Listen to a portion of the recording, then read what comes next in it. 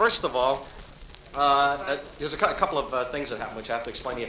We were supposed to open 2 weeks ago, and we didn't because I had infectious mononucleosis again, which has come to be known as Sahl's disease in the trade. So I had it again, and it was great though. And I was sick in Vegas, which is a lot different, you know. How could you tell, right? So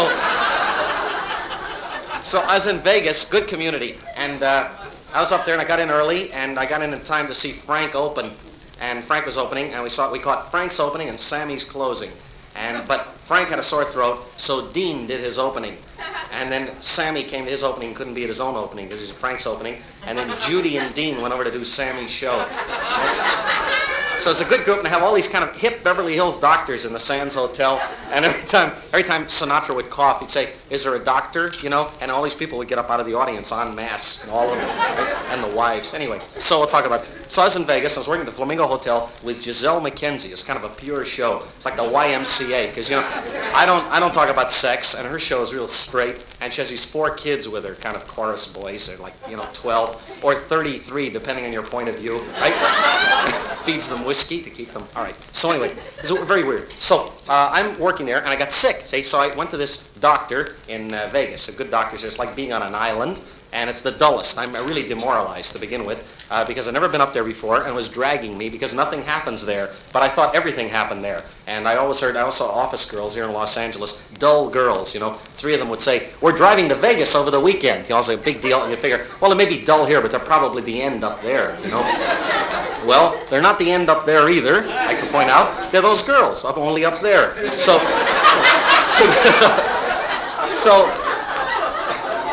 and everybody says, "Well, we're really, it's really nothing happens there," and it's because virility, see, is measured. The men govern the society again, and for a change, and virility is measured in terms of shrewdness. I pick the horse, and I have these chips to show for it. And then women are considered sports, see, so it's kind of a different society. So nothing happens. And you can't say that to anybody, because if you say it to the men up there, they're all dishonest. And you say nothing happens, they say, "Well, I don't know about you, but I, and all that. That's the way guys are." So, you know about this? Well,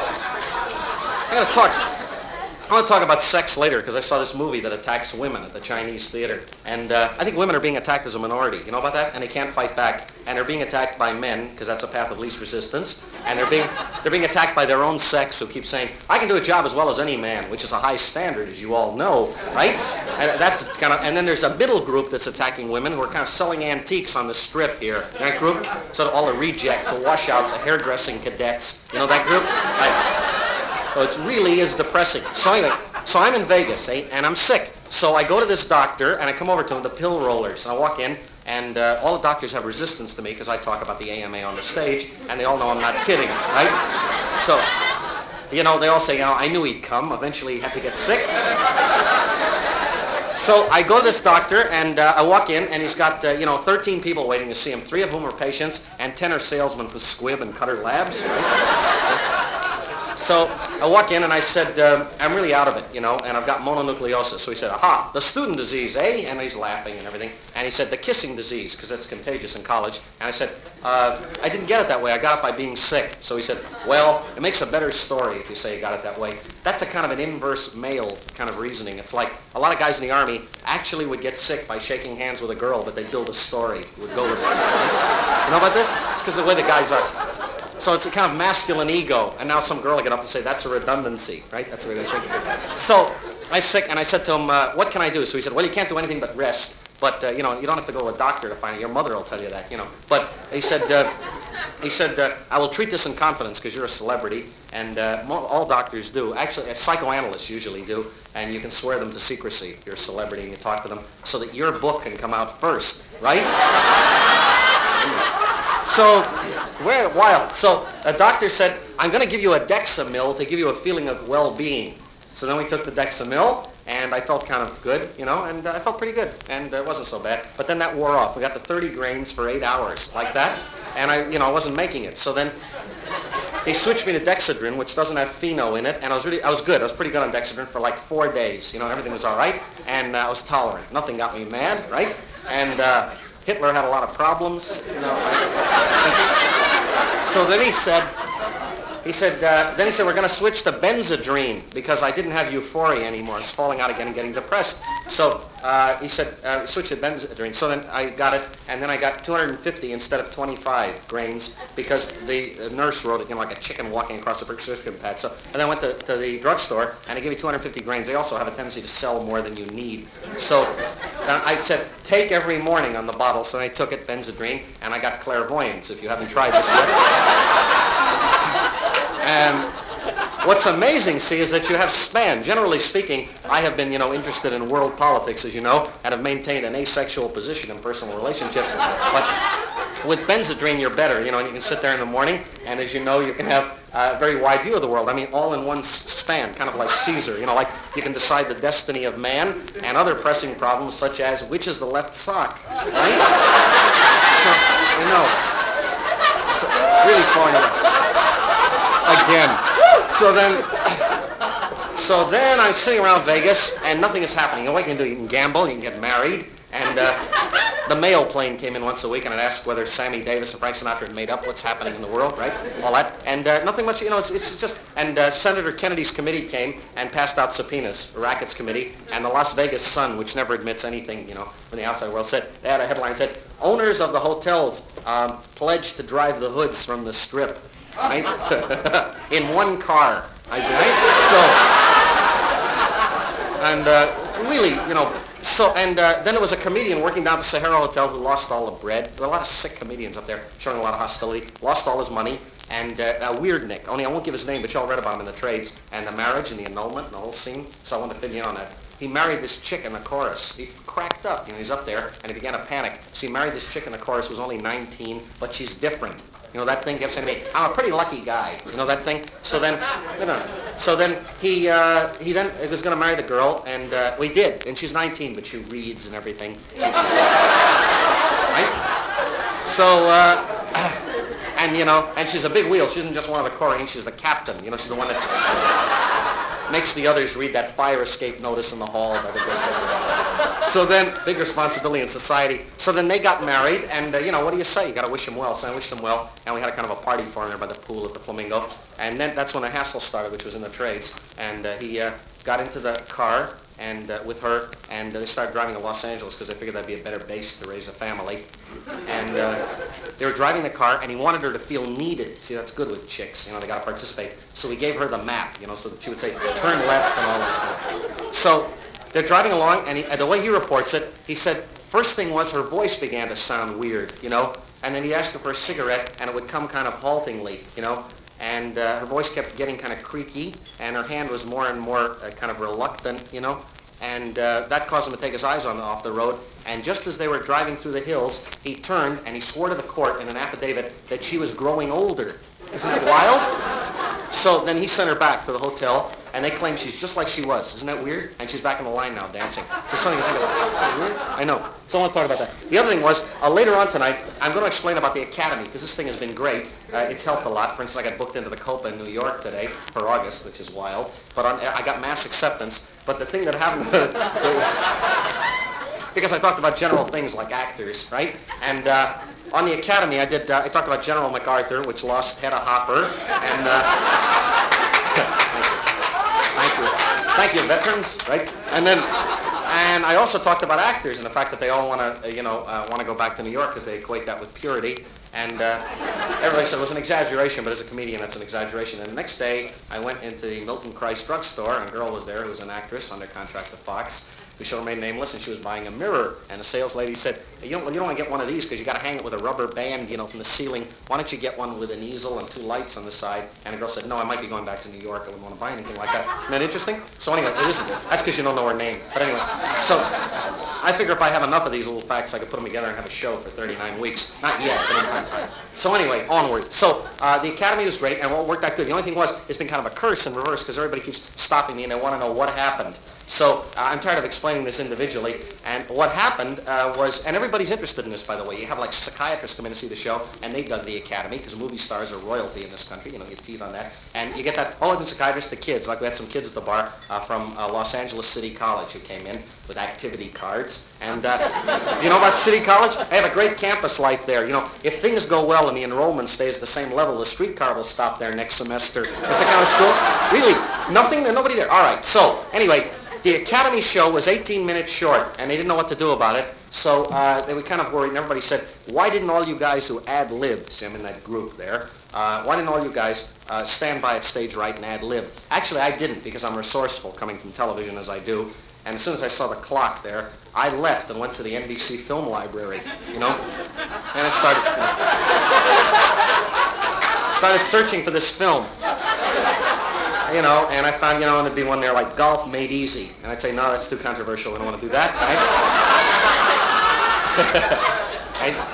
I don't want anything with controversy in it, right? No names of ethnic groups, religious groups, or the word gas and other chemical elements, right? Okay. Interesting, huh? They're cracking up. Anyway, so then we got the film on, and then the Academy, they didn't get to do a lot of the things that they wanted to do at the Academy and give out several awards, one of which I mentioned before was, there were a lot they couldn't give out, one of which was for the most blacklisted actor who became a writer. They didn't get to give that out.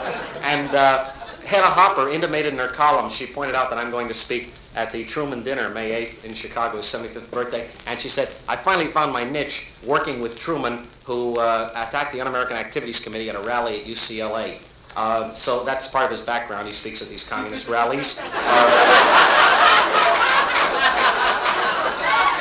So before that, he worked in Washington for a long time.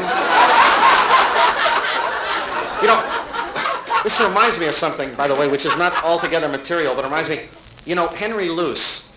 Henry Luce attacked me after the Academy, too. There was a big editorial in Life magazine against what I said about MacArthur, and he referred to me in there, although he has a tendency to use pronouns, and that was me, you know, and he said, remember what he says there? He says, he used bad taste in referring to General MacArthur. Well, when you see he, and it's in lowercase, he's referring to me, the other one. Right? Mind is going. Thank you. So, he said, see, Luce had this big thing for a long time that no matter, there was no status problem at Life magazine. He said, anybody who comes in will be treated with equality. And you've got to apply for a job the same way. And they have like 150 personnel interviewers, all these thin kids from Princeton, you know. And they'll sit there and they say, they kind of sit in these rows, you know, like 30 rows, 5 each, and they interview people, and whether you're a copy boy or President Truman selling his memoirs, you have to have the same interview. And Luce said that would be good. You know, if people saw Truman there making out an application, it would look good. So it would look democratic to the copy boys and all. So the common denominator attitude. So he claims that a very cold interviewer from Princeton interviewed Harry Truman about his memoirs, and just like all people do, you know, the thing of, like, have you completed all the spaces on the blank? You know, that thing. He said, you know, what was your last position? He said, there as a president. And he said, how many people did you actually supervise? You know? And then he told, and I said, and where did you work? And he said, it's on the top, Washington. And what'd you do? And he said, I was president. And then the personnel interviewer can't be impressed. That's his job. And he said, why did you leave?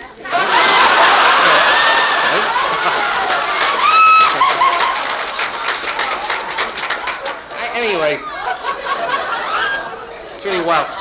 And there was a lot going on at the Academy you didn't hear about. Backstage, they were having an argument about a movie called Blue Denim. I want to introduce this. It's not exactly material, but it's kind of free association. A movie called Blue Denim, which has an illegal operation in it, and they wanted to ban it, the code, because it's too strong. So the producers insisted that, you know, there are 100,000 such operations here, and they said, based on figures we have from the American Medical Association, this kind of, you know, incriminates the American Medical Association, but you know, the doctors don't, not themselves, but they have friends, right?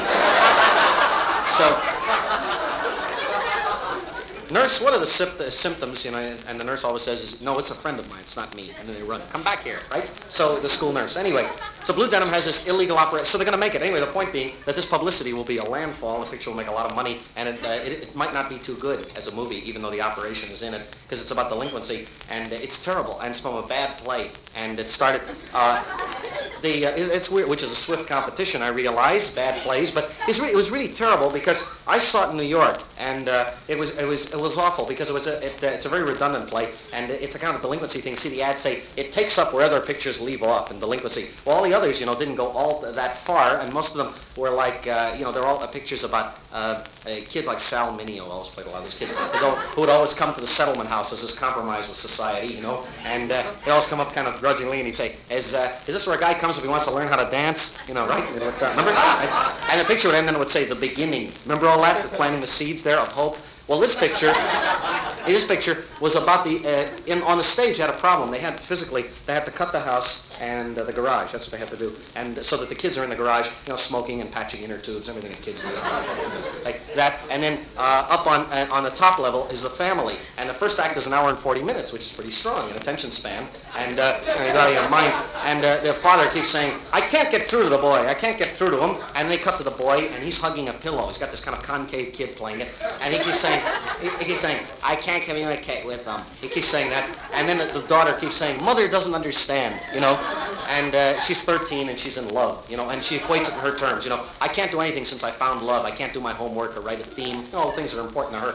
And then they cut to the mother, and she keeps saying, "No one will listen to me." And then they cut to the father, and he says, "I can't communicate." And he keeps saying, "No one will listen to me." And the mother's saying, "No one will listen to me." And it goes on like for an hour and 40 minutes, And when it broke, there was a lot of ennui kind of people who live in Connecticut who, kept getting up and saying, "Well, let's have a drink." It was a lot of, right? That was a general tenor. Once in a while, an individual would stand up and say, "I don't know about the rest of you, but I'm going to call my children and ask their forgiveness." Right?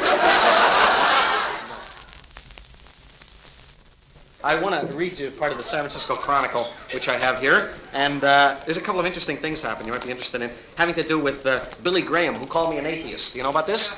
Yeah, he called me an atheist, which is not true, and as I've pointed out in the past, very few people are really atheists, and Billy Graham, it's just that I'm of another faith than Billy Graham, and almost everybody is, I find, upon inspection. So, Zen Buddhism. So, the club is supposed to be empty. The owners were worried because of this high holiday. So, did I tell you about that? That's what they kept saying. So, it has to do with ethnic groups, which I want to discuss after a while. Right? So, anyway, so I get back to that. So, this gets better. So, then he said I'm an atheist, and I pointed out I'm not, and the most people past college age are not really atheists because it's too hard to be in society, for one thing, and because you don't get any days off. That's been my big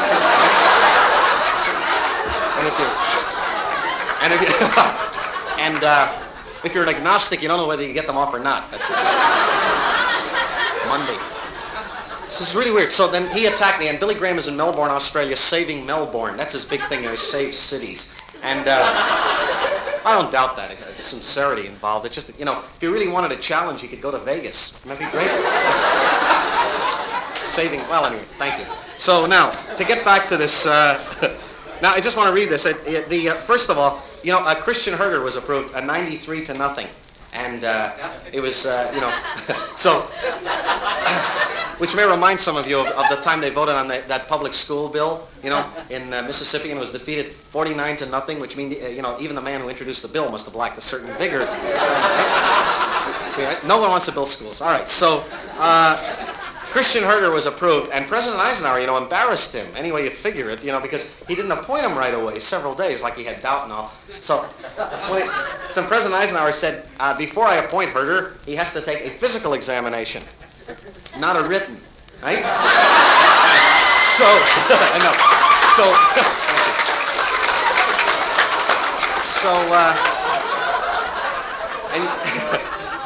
And you notice that Nixon was very quiet through all this. You didn't hear word one, right?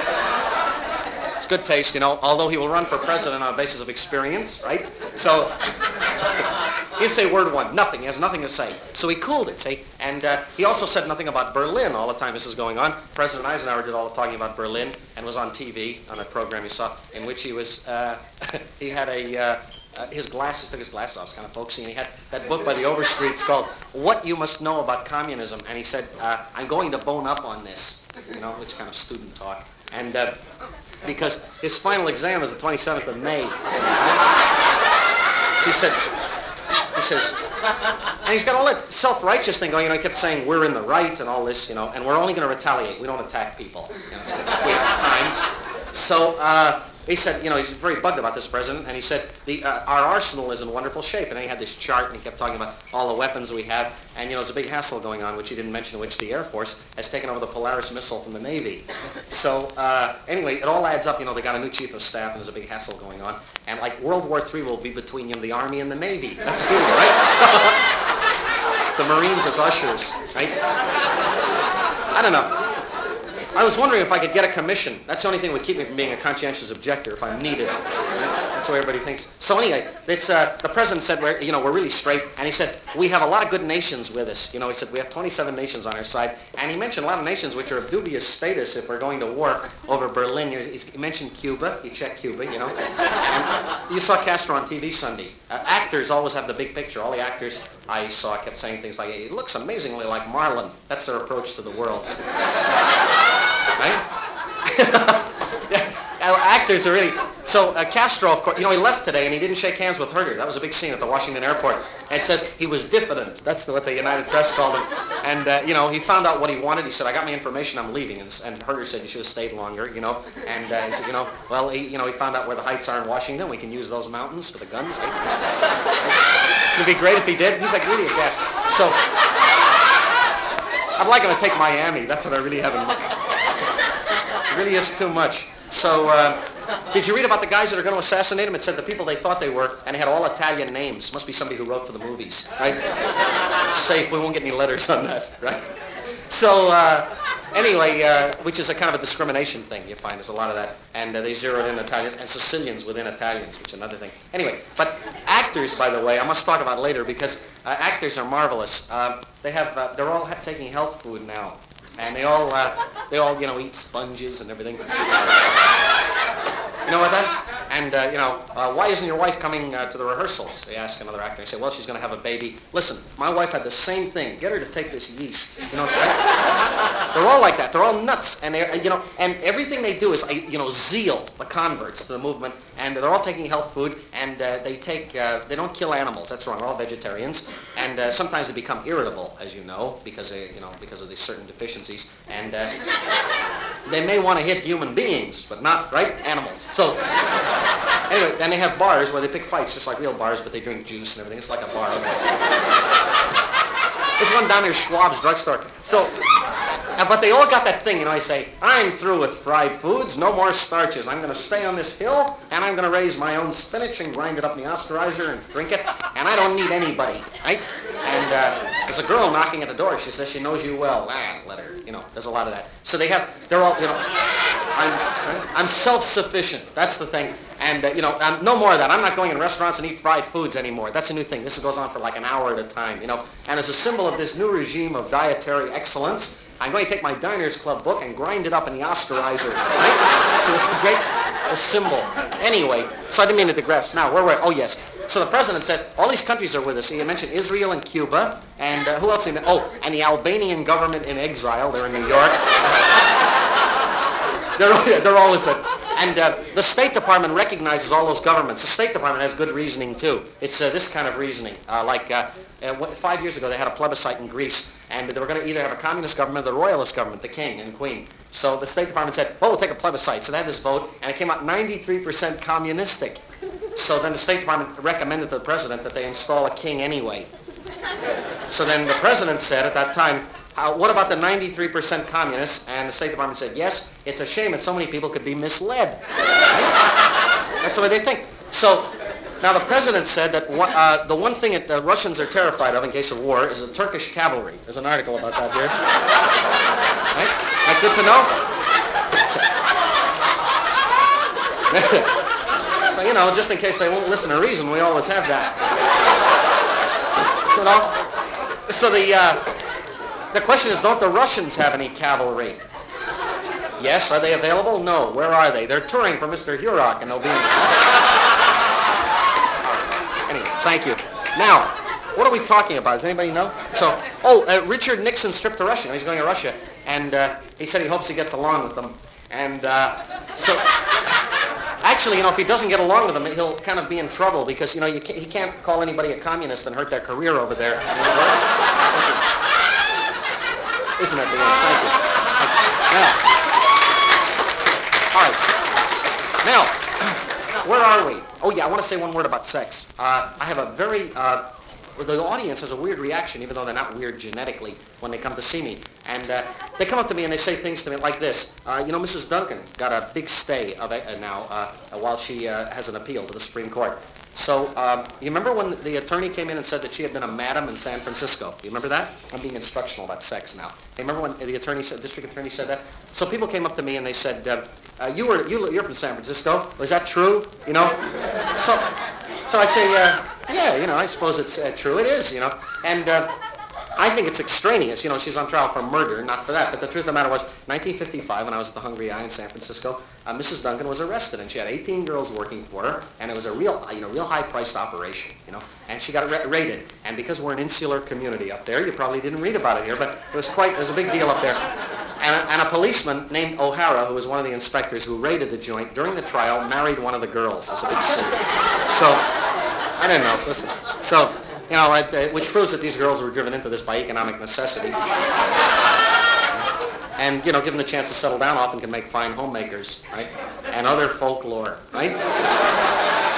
So what had happened was the case fell apart because the cops didn't have a warrant, which you know how premature cops are all the time? They didn't have a warrant. So Jake Ehrlich, who was the attorney for Mrs. Duncan, at that time was very cool about it, and he said, don't say anything. It's going to crumble. It's going to fall apart in court. And it did. And he said, don't testify against one another. Don't be brainwashed. So the 18 chicks took a real hard line. They wouldn't turn state's evidence. And the DA had no case as a result. And then the DA started screaming at the press and saying, these girls won't testify against one another, and I have no evidence and all that. And then Ehrlich, in order, because he's a hip lawyer, it confused the issue, he said, he told the papers that the girls would not testify against one another because they had an in-group sense of sisterhood and a camaraderie. He said, they know each other well, they work together and everything. And he said, why discriminate against them? That was his whole premise in court. He said you'd find that same loyalty in any group, and he was mentioning airline stewardesses and nurses. He's saying this, which was all cool. See, nothing happened until he said you would find the same thing, and he mentioned a sorority house. So a letter comes back from the University of California, Dean of Women, and she said to him, this is a very unfortunate remark you've made, and I hope you know what you said and all this, and suggesting there's any remote similarity between a sorority house and these 18 girls and all. So then Ehrlich held another press conference, and he said, as a matter of fact, there is no similarity, and I'd like to point out the basic difference between a sorority and these girls, and that is that these girls have a purpose.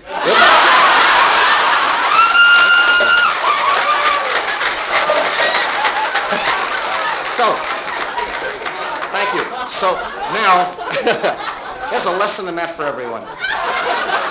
It's instructional material, right? So that's the story. Now, where are we? Oh, yes. So to get back to our theme tonight, on the next show, which takes place 12:15, I'm going to talk about what? I'm going to talk about what? Oh, I'm going to talk about Mrs. Luce's appointment as ambassador to Brazil, which is going to the floor now, and Senator Wayne Morse and Fulbright, who usually sends people away without thinking, right? Fulbright is opposing it, and he's against her, and he's against Mrs. Luce, and those of us who know what a bang-up job she did in Italy are for her, right?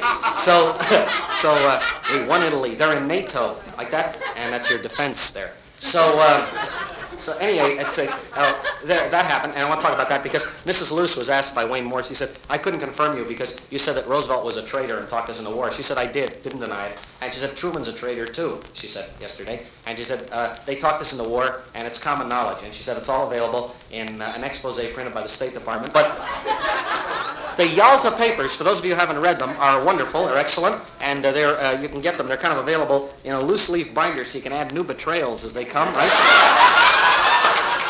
I read them. When I first read them, I read them in Beverly Hills at the drugstore in Beverly, Wilshire. I read them in there. But I always pick up a book whenever I'm eating breakfast. And so, it says, don't take these books unless you want to buy one, though. So I always take them and I put them back. Close them and cover the butter. Right?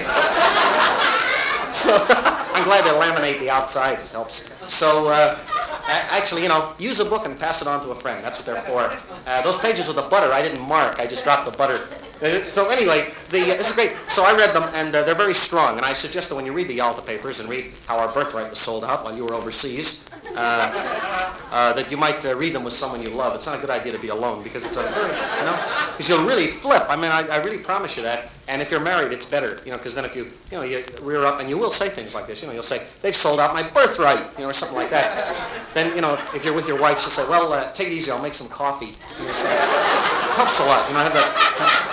A woman's name.